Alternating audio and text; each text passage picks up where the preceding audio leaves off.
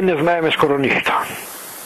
Зборам за помладиве генерации и не можеме да донесеме суд вистински за неговото дело.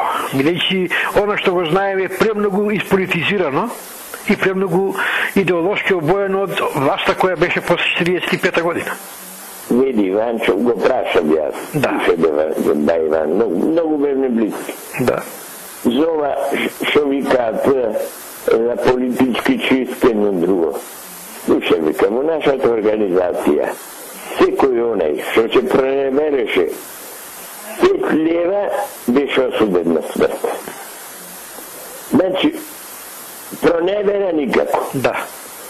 Секој онај што ќе го фативне во кревет со жената на некој од нашите членови, борци, комити, на лице место го убивавме. Да. Ние немавме затвори, ние немавме судови. И ако тая дисциплина не ја правиме, ниједен честен човек не отатавме.